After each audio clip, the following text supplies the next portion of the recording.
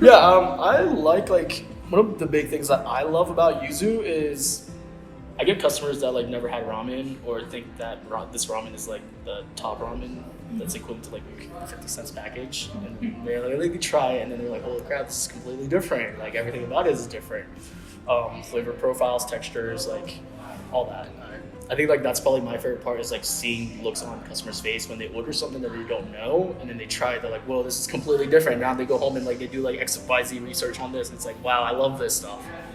So I would say, yeah, that's probably like one of my favorite things, along with my beverage director, Alec. He does like a bar program here. It's like very like cocktail based, sake, soju, stuff like that driven. He tries to like avoid like the basic spirits that we use in the States, which is like tequila, gin, vodka, stuff, rum, etc., like that. So here it's like shochu, sake based, no domestic beers, which pissed a lot of people off, but it's cool. You know, like that's how it is.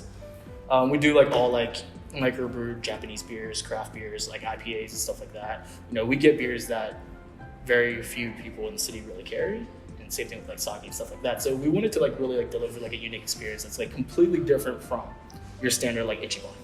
At the beginning, it was like really tough to get people in to try and accept the idea of it. They're like, hey, you know, you're gonna have to pay like $9 for a craft beer, and they're like, well, I can just get like a Miller Lite down the street for $2. You know, but then like after they try, they're like, okay, I want to try to pay $9 for this and try that Miller Lite, and like seeing that reaction is like, okay, so what we did and what we like chose to like stuck to our grounds and keep doing, even though it was completely failing at the beginning. You know, and now it's like working, and like people are actually understanding it and accepting it and embracing it, and they're like, oh, this is awesome, it's so much better.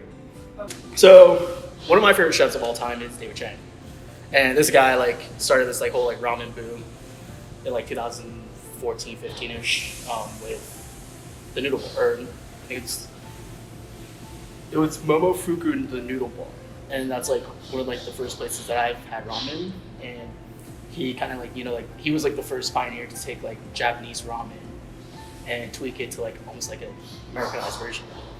And that like started this like whole trend where a bunch of chefs like Yvonne Orkin started like touring Japan, and they're like bringing back like these like Japanese style flavors and like incorporating like sun-dried tomatoes and stuff like that to it, which like kind of like changes the culture of the food, which kind of like inflects like how today's society is, whether it's like no matter race or whatever.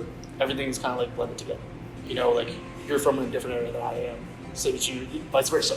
And that's what the whole concept with Yuzu is to kind of like incorporate all these three countries into one place, and the food kind of reflects that.